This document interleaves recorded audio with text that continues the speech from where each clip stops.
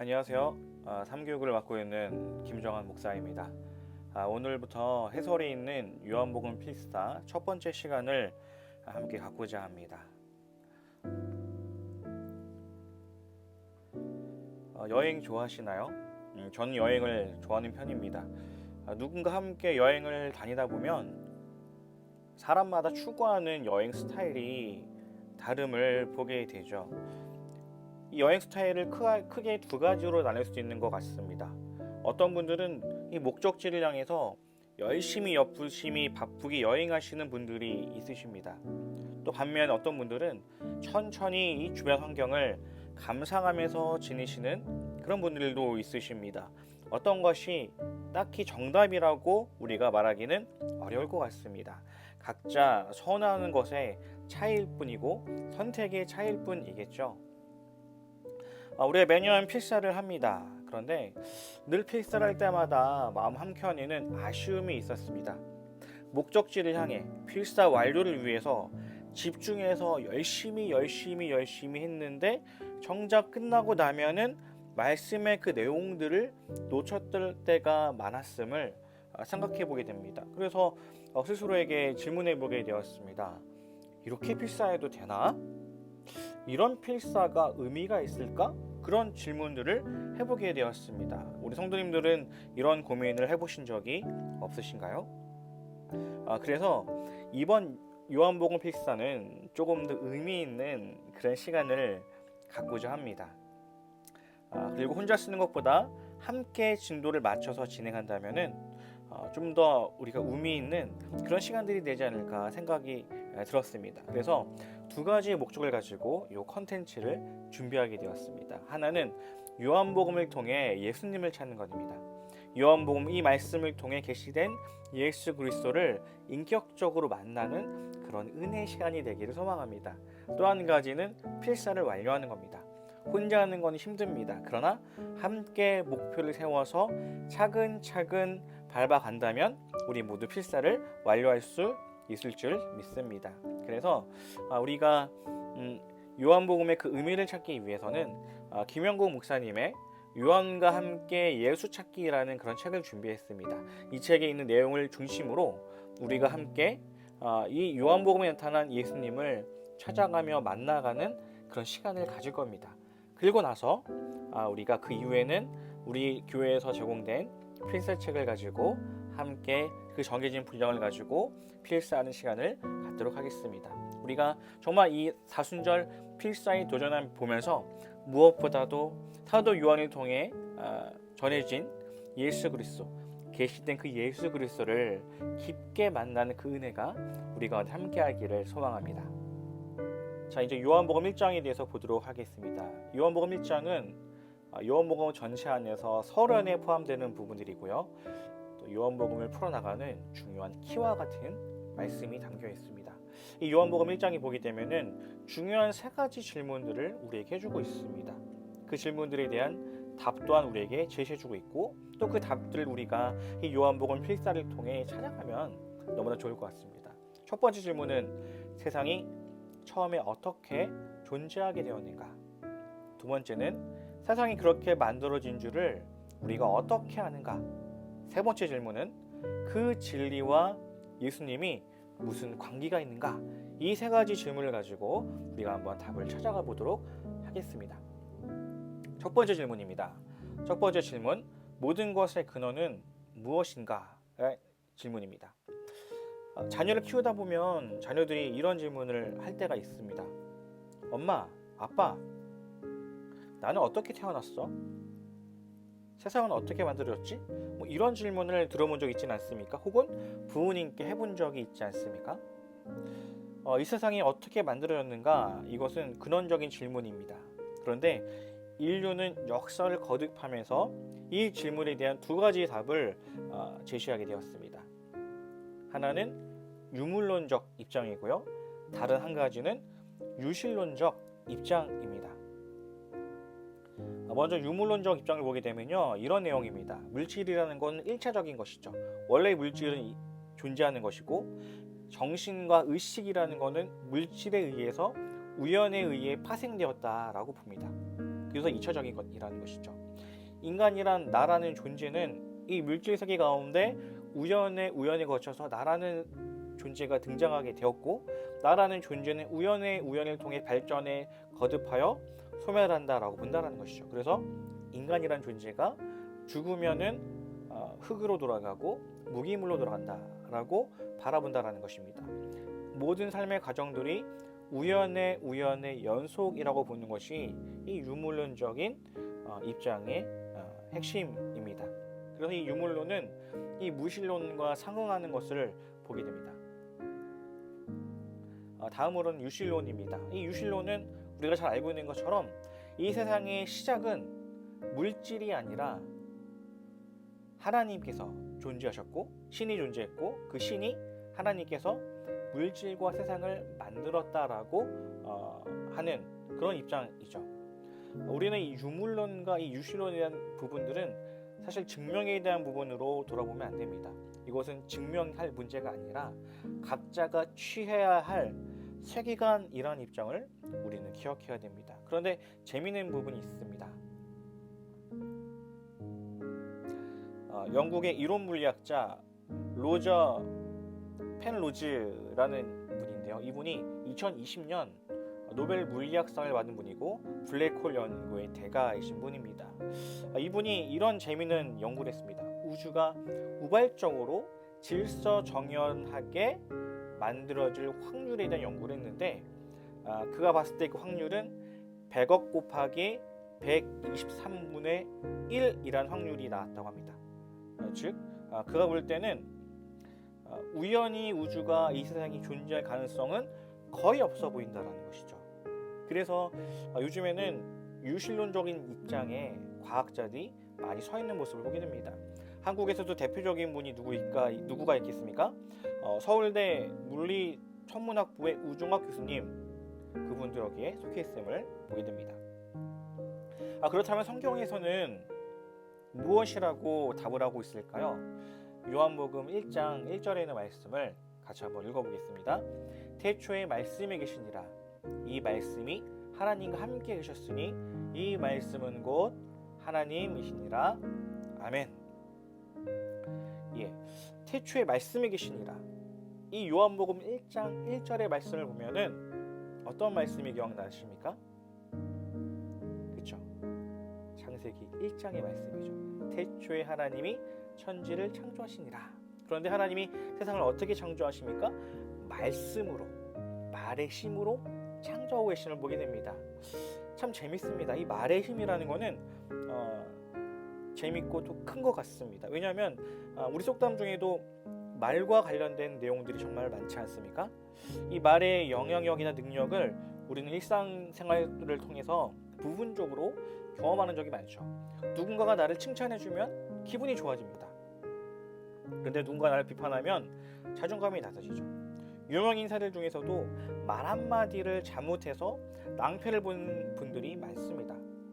직장에서도 관리자가 우리에게 당신은 해고야 라고 말한다면 우리의 생존에 대한 문제가 왔다 갔다 하는 것을 보게 됩니다. 판사가 당신은 유죄입니다라는 판결을 내리게 되면 그는 자유가 제약을 받고 교도소로 가야 된다는 것이죠. 우리가 하는 말은 이처럼 상당한 힘을 가지고 있음을 보게 되죠. 그런데 성경은 하나님께서 이 말의 능력으로 세상을 창조하시고 그 말씀 아래 모든 것이 움직였다라고 말씀해주고 계십니다. 요한복음 1장 3절부터 4절까지 있는 말씀인데요. 같이 한번 읽어보겠습니다. 말씀이 그로 말미암아 지은 바 되었으니 지은 것이 하나도 그가 없이는 된 것이 없느니라. 그 안에 생명이 있었으니 이 생명은 사람들의 빛이라. 아멘. 하나님께서는 세상을 창조하셨습니다. 말씀으로 세상을 창조하시죠. 그런데 창조하시고 나서 세상을 처음 멀리 던지시고 방치하신 것이 아니라 피조 세계가 잘 돌아갈 수 있도록 돌보시는 분이 하나님이심을 성경은 증언하고 있습니다. 그래서 우리가 요한복음 1장 1절부터 4절까지 있는 내용들을 잠깐 살펴봤는데요. 이 말씀들은 유실론적인 그런 세계관들을 우리에게 잘 설명해주고 있죠. 사람들은 저마다 누군가가 주어진 그 세계관에 의해서 살아가고 있습니다. 우리는 성인이 되기까지 학교나 가정 혹은 우리가 속한 세상 속에서 우리의 어떤 선택권이 없이 누군가에 의해서 주어진 세계관에 따라 살아갔다는 것이죠. 어떤 사람들은 유물론적인 세계관을 갖고 살아갔고 어떤 이들은 유실론적 세계관을 가지고 살도록 정해져 있었습니다. 그런데 성인이 되었다라면은 좀 더 진지하게 이 부분에 대한 고민을 해야 된다는 것이죠.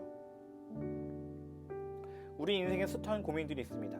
산다라는 것은 무엇이며 우리가 살고 있는 이 세계는 도대체 어떻게 존재하는가라는 그런 질문에 대해서 명쾌한 답을 얻지 못한다면 우리는 인생을 제대로 헤쳐나갈 수가 없습니다.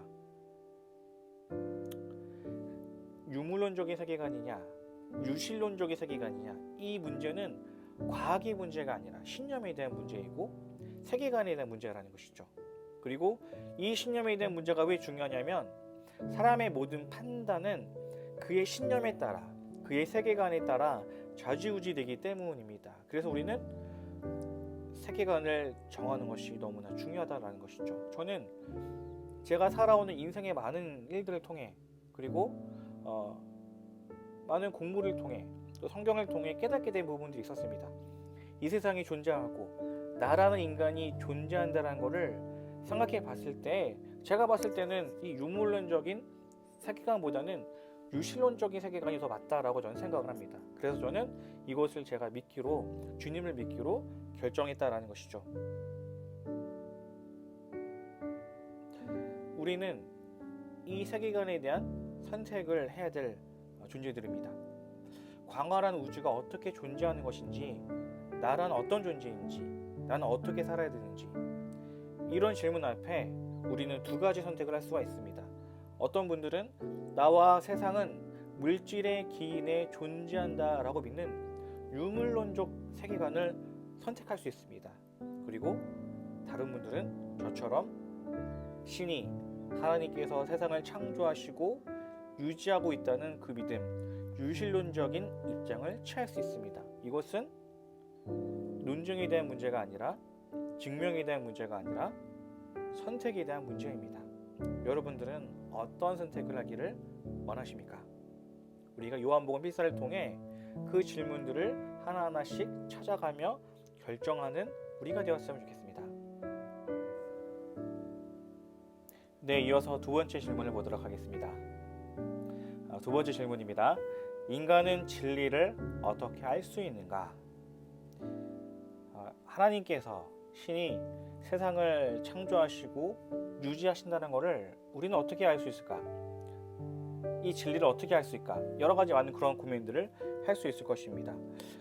사람들은 인간은 진리를 찾기 위해서 여러 가지 많은 방법들을 했습니다. 어떤 분들은 탐구하고 정진하고 수행해서 질을 찾고자 여러 가지 많은 일들을 하는 분들을 본 적이 있습니다. 이분들이 열심을 다하여서 정성을 다하여서 진심을 다해서 하는 그 모습을 보면은 때로는 되게 존경스럽기까지 할 정도로 열심을 내는 그런 부분들을 보게 됩니다. 그런데 성경에서는요, 기독교에서는요 조금 다른 방식으로 진리를 찾고 있습니다. 기독교의 차이점, 가장 큰 차이점은 무엇이냐면 그것은 바로 계시입니다. 하나님께서 인간에게 진리를 알려주고 있다는 것이죠.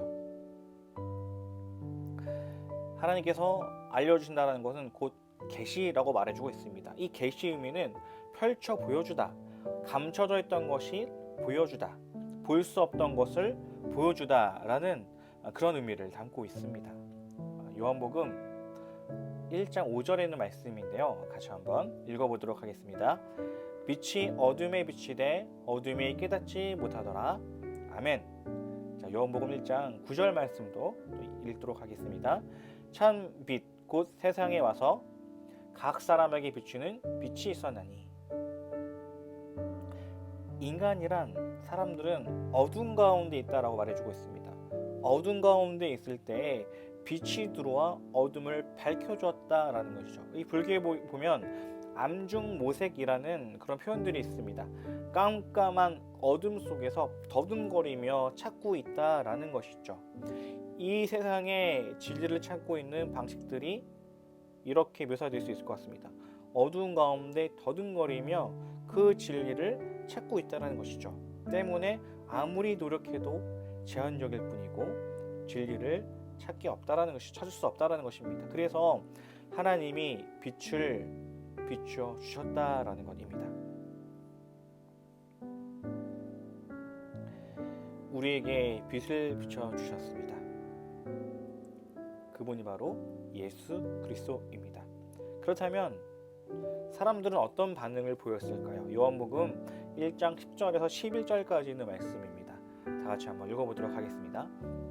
그가 세상에 계셨으며 세상은 그로 말미암아 지은 바 되었으되 세상이 그를 알지 못하였고 자기 땅에 오매 자기 백성이 영접하지 아니하였으나.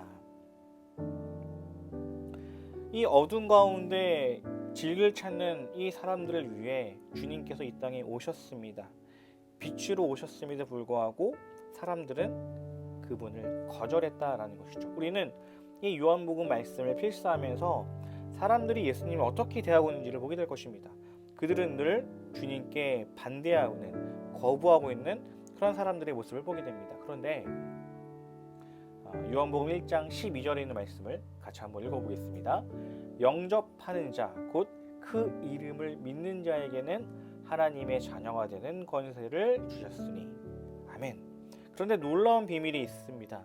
그 빛을 받아들이는 사람들, 그를 맞아들이는 사람들, 그의 이름을 믿는 사람들에게는 하나님의 자녀가 되는 권세를 주시겠다 말씀해 주셨습니다. 그렇다면 하나님의 자녀가 된다는 것은 어떤 의미일 수 있겠습니까? 그것은 곧 진리를 받아들여 이해할 수 있게 되었음을 말해주고 있다는 것이죠. 하나님의 자녀가 된다는 것은 이런 의미가 있습니다.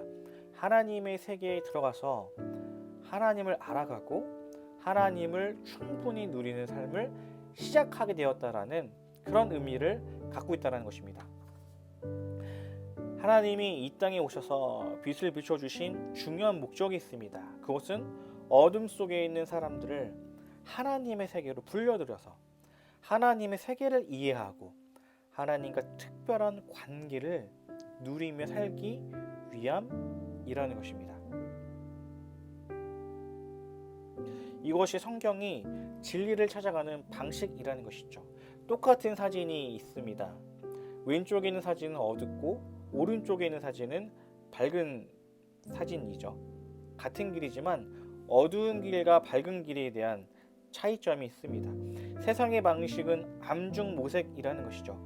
캄캄한 곳에서 스스로 찾아가고 스스로 탐구하고 정진하고 수행해야 된다는 것입니다.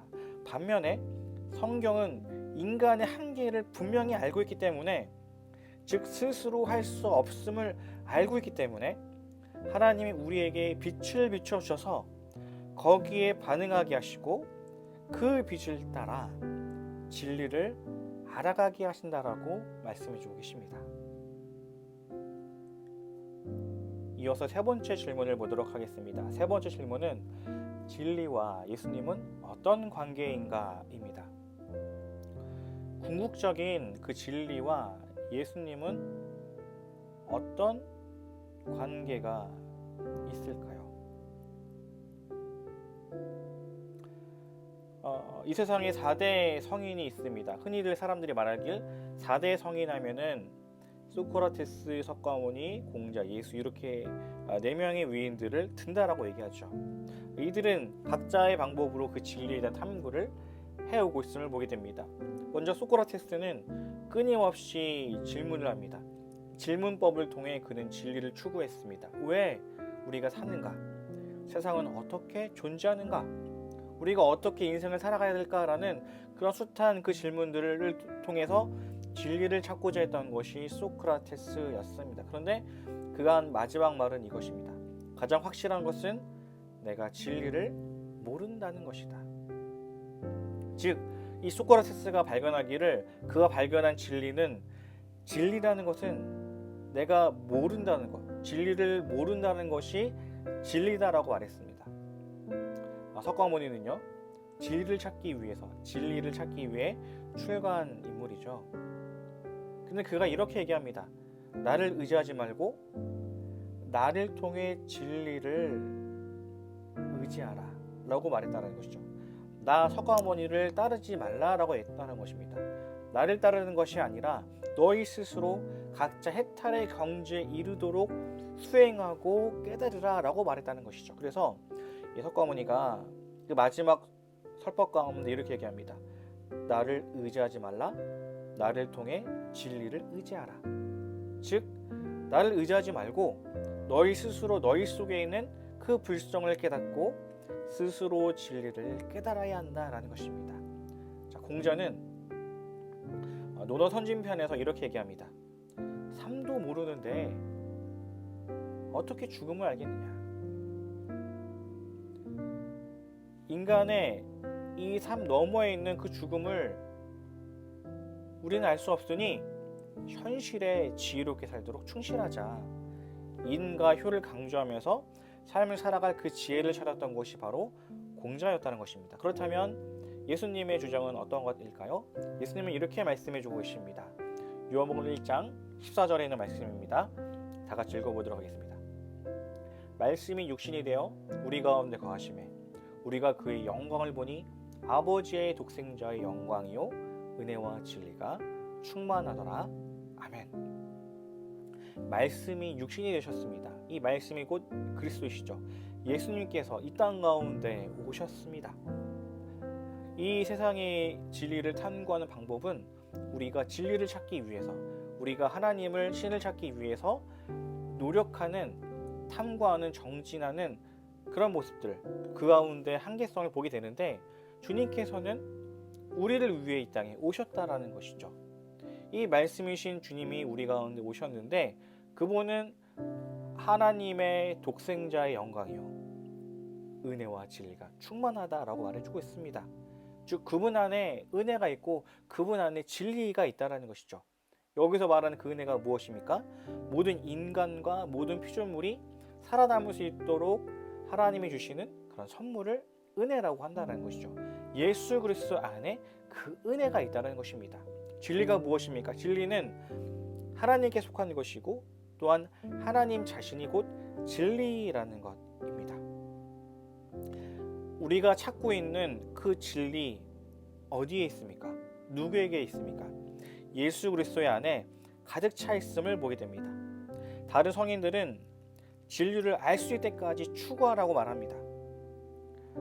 눈에 보이지 않는 세계에 집중하지 말고 실제 삶의 그 현실에 지혜롭게 살라라고 말한다는 것이죠. 그런데 예수님께서는 무엇이라 말씀하십니까? 스스로가 하나님과 동일하며 진리라고 말씀해주고 계십니다. 주님이 진리이십니다. 우리가 이 요한복음 필사를 통해 진리 되시는 그 주님을 인격적으로 만나고 그것이 우리의 믿음의 고백이 되는 그런 시간 되길 주님의 이름 간에 간절히 소망합니다. 자, 이제 필사를 하는 시간을 갖도록 하겠습니다. 오늘은 이번 주는 요한복음 1장과 2장 말씀을 필사하도록 하겠습니다.